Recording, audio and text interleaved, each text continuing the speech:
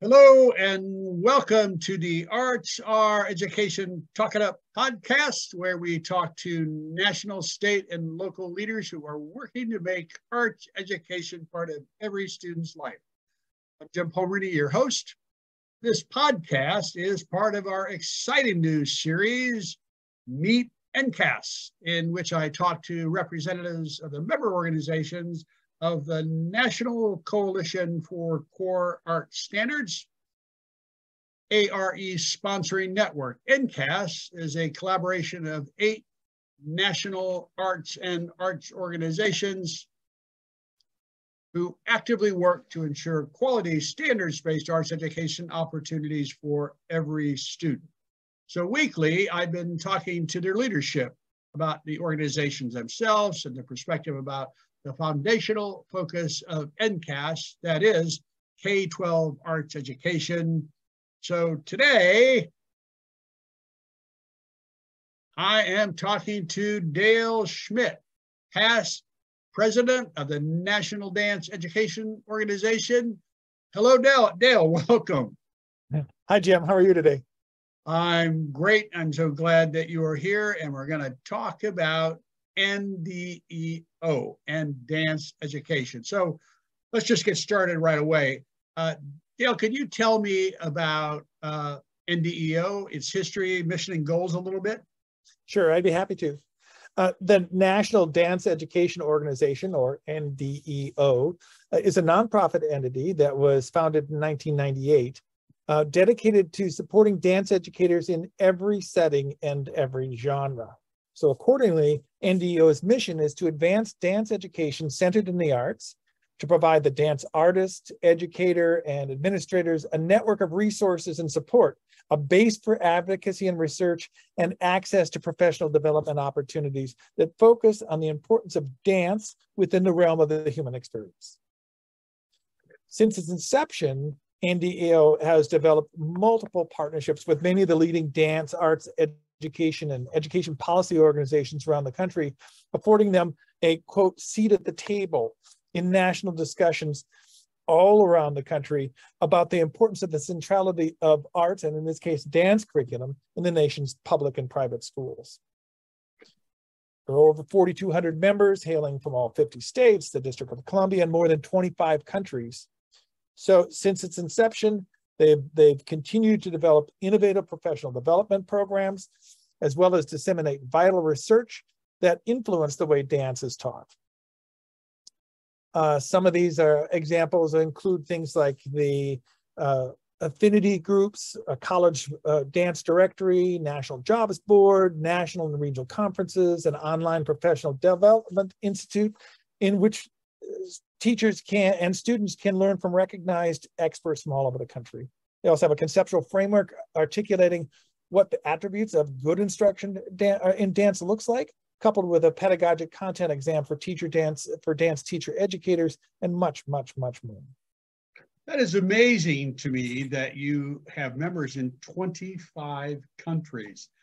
And I know from working with you and in your leadership, the amazing Sue McGreevy-Nichols, that you worked very, very hard to articulate dance, the aesthetic of dance as a separate, rigorous arts education discipline that has grade by grade standards and curriculum that needs to be taught by trained professionals. So just moving that right on to our next question, because why do you think dance standards are so important to K-12 arts education?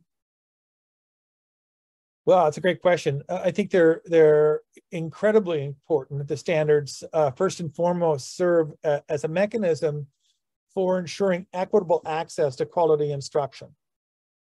They also help establish and share common values and define artistic literacy along a continuum. They aid teachers and students in establishing learning targets, provide a framework for developmentally appropriate progressions of learning. The standards even go so far as to specify enduring understandings and essential questions that provide the conceptual through lines within and across disciplines. So in all, they support intentionality of instruction, and they create a mechanism for transference of learning within the arts disciplines and in relation to non-art subject matter. So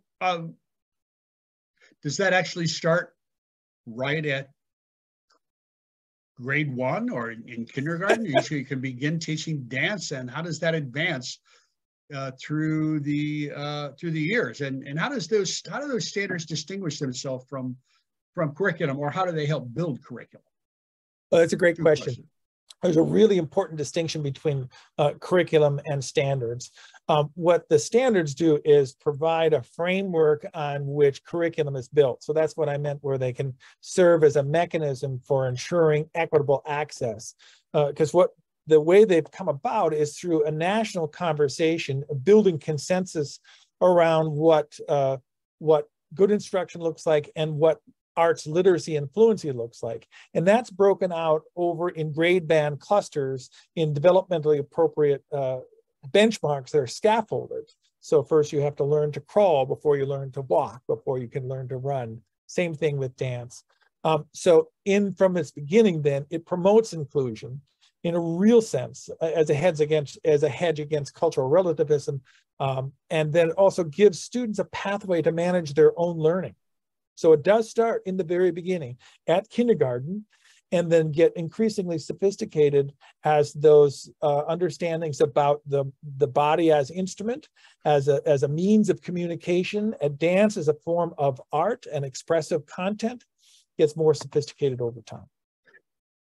I wanted to ask you about that. It's the fascinating point that for a dancer, their instrument is their body. The physicality of dance to me has always been amazing. And how that plays out in standards in turn is also, I think, of interest because, as you know, in some instances over the years, dance in schools has been relegated to the gymnasium and the phys ed department. So it almost takes us to our next question in a way. How have standards, and let's just talk about the National Core Arts Standards that released in 2014, how have those standards impacted your members and the field in general? We talk about various things, evaluation, about professional development, about just the idea of recognizing dance as a valid and viable art form in schools. Well, and that's the place where we have to start, is recognizing the distinction between dance as a wellness and fitness activity. And it certainly is that as well, but that plays a different role and that has a different niche. That's where dance in the schools started in many places in schools of physical education. And then in the 80s and the 90s, in particular, the pre-service training programs and the focus of dance programs began to migrate more towards the fine arts departments and a fine arts orientation. So that's where there was a shift. And that's what actually gave rise to NDEO, because there wasn't representation for dance education as an art form, just like any other art form. The other thing you mentioned about capacity for expression that's really, I think, unique to dance is that it gives students agency in a different way. It gives people a way of processing information and feelings and emotions and communicating them without words. So in a sense, then, dance has the capacity to exceed the capabilities or exceed the limitations of the spoken word. And so that has a lot of transfer into real life as well, because I don't believe it's our job to create artists of students or make them professional dancers, but a literate population that can use all this transference in their daily lives.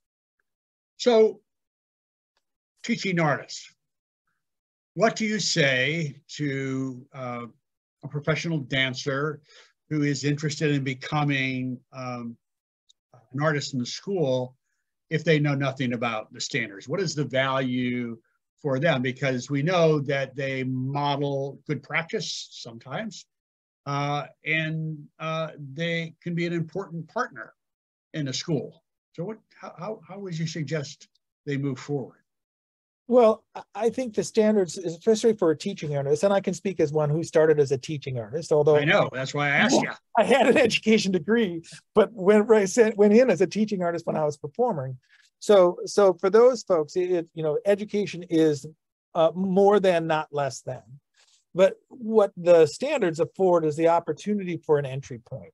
They're kind of like guide rails, right? Most of us tend to like to do what we know best and what we're successful at, and that's what we're rewarded at. And one of the things the standards do is help, when I talked about equitable access, is to lay some guidelines around the totality of dance. So for me, even as a teaching artist, there were things that I had expertise in, that coming into a school, I could bring in a particular stance or a unique voice. And that doesn't mean that I represented all dance. And I think that's what's really important and a really vital function that teaching artists can play is that no one of us individually can know it all. We often have specialties in one or two or three areas, and dance is so vast. And all cultures have danced historically, and for different reasons. It's a Western notion that we elevate it to the quote unquote, elevate it, whatever that means, to the stage, set it, aside from life. But in terms of the embodied experience and really being able to place emotions and express emotions as a reflection of the human experience, that's pervasive in all cultures. And that's where the role of the teaching artist can be incredibly important, where they bring that kind of authenticity to the classroom in an area where the classroom teacher may not have expertise. So I love this because I think you're making a case that we're not training to create professional dancers, but dance education can be important for every student, both physically, spiritually, emotionally, and all of those things in order to create a well-rounded human being. Absolutely. Something like that. That's that? absolutely. And the phraseology in the national language is a well-rounded education. Yeah. And we can take that literally in this context, where enlivening and deepening one's understanding of this kind of human experience can be enriched through experiences in dance and music and theater and visual arts, but particularly in dance as a bodily expression of the lived experience. All right, here's a good wrap-up question. What do you say to an administrator if you are a dance educator with minimal amount of experience or a lot of experience who is hesitant to add a dance curriculum, a dance course to their school?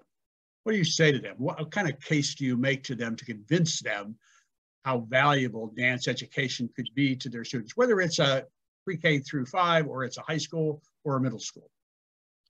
I would make a case that it's about yes and more than, and then not and build the argument from an assets-based point of view, where each of the arts forms teaches different things and different ways of thinking and doing, and whether it's music and so you can make connections about transference.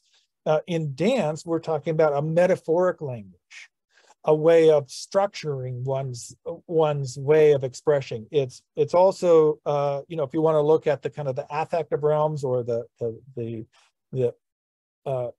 extra effects of it, it requires teamsmanship, it requires relational trust, it requires kind of an honesty of expression. You can't really lie with the body, that are unique in some ways to dance because it is the body that is the instrument.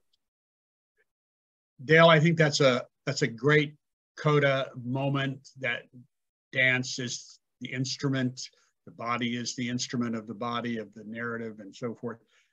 And I think that's something that we can share with our viewers and their administrators. So I want to thank you for being here and sharing what you know about dance. And I know that you have that in your DNA, along with theater, which I so appreciate. So thank you. for being here. So at that, I'm going to reshare my screen. If you want to learn more about a National Coalition for Arts Standards, go to www.nationalartsstandards.org and you can find out all about NCAS and the National Coalition for Arts Standards and all of the organizations that are members.